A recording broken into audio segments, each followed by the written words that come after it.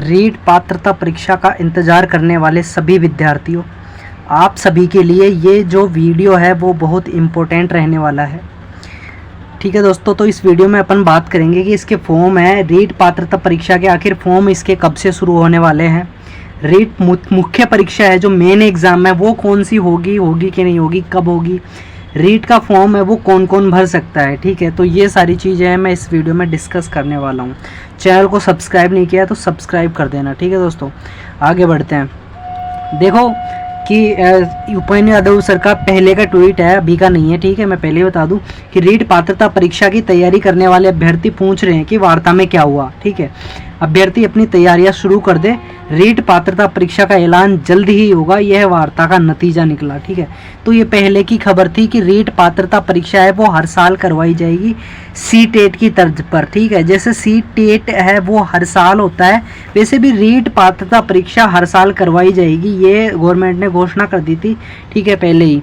तो इसकी पात्रता परीक्षा का फॉर्म है वो निकलना है बहुत जल्दी। देखो ये एक और ट्वीट है कुछ दिन पहले का कि उपेंद्र यादव का कि रीट परीक्षा को लेकर बहुत कॉल मैसेज आ रहे हैं, शिक्षा मंत्री जी से लेकर के अधिकारियों को कई बार अवगत करा चुका हूं। आज फिर रीट पात्रता परीक्षा के लिए सीएमओ के अधिकारियों से बातचीत हुई है। उन्होंने कहा है कि हमने विभाग को रीट पात्रता परीक्षा के संबंध में है जो नोट भेज दिया है। ठीक है, तो ये वाली बात थी, यानी कि बहुत जल्दी आपके रीट पात्रता परीक्षा का वो फॉर्म है वो निकलने वाले हैं।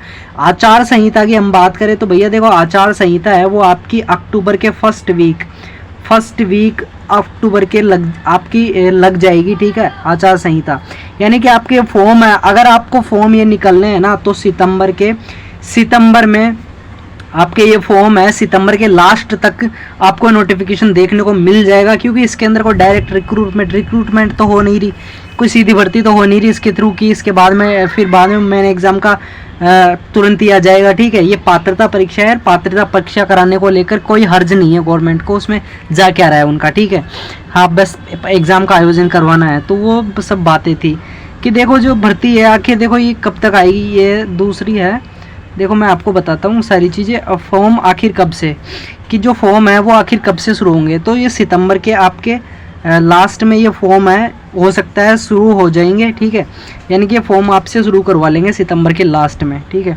तो ये हो जाएगा। और वैसे एग्ज़ाम की बात करें तो एग्ज़ाम इसकी कब लगनी है, तो देखो एग्ज़ाम इसकी है ना जुलाई अगस्त में एग्ज़ाम इसकी लगनी है। ठीक है, मैं पहले ही बता दूं कि जुलाई अगस्त में इसकी आपकी एग्ज़ाम है वो लगने वाली है, लेकिन आपके पास में अभी भी अगर सितंबर से फॉर्म भरे हो जाते हैं या फिर अगर सितंबर से फॉर्म नहीं भरे जाते हैं ना तो भी एग्ज़ाम तो आपकी जुलाई अगस्त में होनी ही है, इससे आगे एग्ज़ाम नहीं जाएगी। ठीक है, जुलाई अगस्त में होनी ही है, चाहे फॉर्म सितंबर में भरवा ले, चाहे ये सितंबर में नहीं भरवाए तो फॉर्म चाहे वो जनवरी में भरवा ले। ठीक है, चाहे वो फॉर्म है वो जनवरी में भरवा ले, लेकिन ये आपकी एग्ज़ाम है ये जो होने वाली है जुलाई अगस्त में ही होगी ये एग्ज़ाम। ठीक है, तो आप उस हिसाब से मानकर अपनी तैयारी करें, क्योंकि अब सिलेबस है वो बहुत ही साइकोलॉजी है, इसके अंदर हिंदी 2 लैंग्वेज हैं। ठीक है, आपके एसएसटी मैथ जो भी है, तो ये सारी सब चीज़ें हैं। देखो आपकी जो मुख्य परीक्षा हैं ये संस्कृत शिक्षा विभाग में जो पोस्ट वैकेंट है रीट की है ना तृतीय श्रेणी अध्यापक की।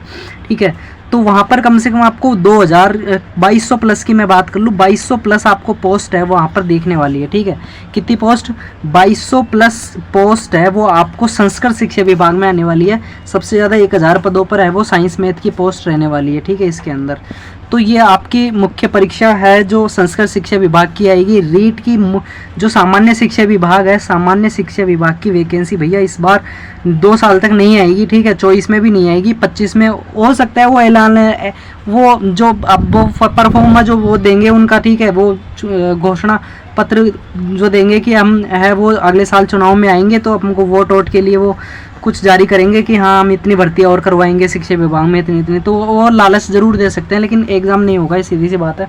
एग्ज़ाम है ना वो आपका मेन एग्ज़ाम जो सामान्य शिक्षा विभाग है ना उसका आप मत सोचो कि रीट के अंदर उसका कुछ हो जाए। हाँ, इससे पहले फर्स्ट ग्रेड और सेकंड ग्रेड है वो आनी है, ये सबके लास्ट में, लेकिन आप शिक्षा विभाग संस्कृत शिक्षा विभाग की तैयारी आप मेन एग्ज़ाम की कर सकते हैं, क्योंकि ये एग्ज़ाम है वो बहुत जल्दी आपके होने वाली है। ठीक है, कौन कौन एलिजिबल है तो देखो जो पेपर 2 है मैं बात करता हूँ पहले पेपर फर्स्ट की। ठीक है, जो पेपर 1 है बीएसटीसी वाले आपको पता है वो पेपर देते हैं। पिछली बार किसी के देखो कैटेगरी में जैसे 82 नंबर चाहिए होते हैं और ऐसे अनरिजर्व के अंदर 90 नंबर चाहिए होते हैं। ठीक है, तो देखो जिसके नंबर पहले पिछली बार नहीं आए थे रीट में, वो तो है वो इस बार एग्ज़ाम देगा, ठीक है। इसके अलावा मैं बात करूँ कि जिन्होंने इस साल एडमिशन लिया है BSTC में, उनके अंदर नया नया जोश है कि हमें BSTC का कॉलेज मिल चुका है, ठीक है। तो देखो आप BSTC का कॉलेज आपको मिल चुका है, और ये अगर फॉर्म है वो अगर सितंबर में मानूँ मैं, चाहे ये इसको आचार संहिता के बाद में, उसके बाद में चुनाव के बाद में अगर मैं जनवरी में मानूँ तब शुरू होंगे, तो भी देखो आप फर्स्ट ईयर में रहोगे ना, और तो फर्स्ट ईयर वाले इसके अंदर है वो एलिजिबल नहीं है, ठीक है। जो फाइनल ईयर वाले हैं, फाइनल ईयर है वो इसके अंदर एलिजिबल है, तो फर्स्ट ईयर वाले इसके अंदर एलिजिबल नहीं है। BSTC सेकेंड ईयर इनकी देखो एग्ज़ाम है अभी अक्टूबर में, इनकी एग्ज़ाम है वो हो जाएगी, ठीक है।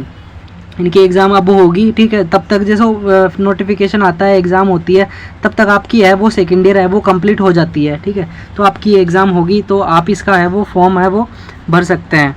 और जो फर्स्ट BSTC फर्स्ट ईयर में है, वो जिनका भी फर्स्ट ईयर का एग्ज़ाम देंगे अक्टूबर में, तो वो इसके अंदर एलिजिबल हो भी सकते हैं, देखो नहीं भी हो सकते, कुछ कह नहीं सकते है ना, आप एलिजिबल हो भी सकते हैं, क्योंकि आप फर्स्ट ईयर का एग्ज़ाम दे दोगे अगले साल अगर ये होती है परीक्षा, ठीक है, तो उससे पहले अगर लेट सेट हो जाती है तो आप इसका है वो फॉर्म है आप एलिजिबल नहीं होंगे। लेकिन आपको ये इसका जो BEd फर्स्ट ईयर के विद्यार्थी हैं जिन्होंने अभी एडमिशन लिया है, अभी एडमिशन लिया है, वो तो इसका फॉर्म नहीं भरना, और जो BEd फर्स्ट ईयर के हैं, BSTC फर्स्ट ईयर के हैं, वो इसका फॉर्म है वो भर देना भाई ज़रूर, क्योंकि आपकी इससे प्रैक्टिस भी हो जाएगी, आपको पता लग जाएगा कि आप किस लेवल पर है ना। तो वो बात अलग है, एलिजिबल होंगे या ना होंगे वो बात की बात है। सेकेंड ईयर वाले तो भरेंगे इसके अंदर, ठीक है। पेपर 2 की हम बात करें तो पेपर 2 के अंदर भी वही जिन्होंने अभी PTET में अभी एडमिशन लिया है, तो वो इसका फॉर्म है वो मत भरना अभी, ठीक है, क्योंकि अगली बार फिर चांस मिलेगा आपको। BEd फर्स्ट ईयर वाले हैं जिन्होंने इसके अभी एग्ज़ाम हो चुके हैं, BEd फर्स्ट ईयर वालों के, उनका रिजल्ट आना बाकी है, ठीक है। अब ये सेकेंड ईयर में हो जाएंगे, तो ये वाले तो एलिजिबल हैं, ये फॉर्म भर देना, ठीक है। और जो BEd सेकेंड ईयर है, इनका भी रिज़ल्ट आना बाकी है, ठीक है, अभी रिज़ल्ट आना इनका बाकी है, तो ये भी फॉर्म भरने हैं, ठीक है। तो ये सारी जानकारी थी, आप ये सारी चीज़ें कर लेना, ठीक है। संस्कृत शिक्षा विभाग में आपकी वैकेंसी 2200+ पोस्टों पर आनी है, सितंबर के लास्ट में आपका नोटिफिकेशन है वो देखने को मिल जाएगा, ठीक है दोस्तों। तो ये सारे सब्सक्राइब नहीं किया अपने चैनल को सब्सक्राइब कर लेना, ठीक है। मिलते हैं किसी एक दूसरे वीडियो में। जय हिंद, जय भारत।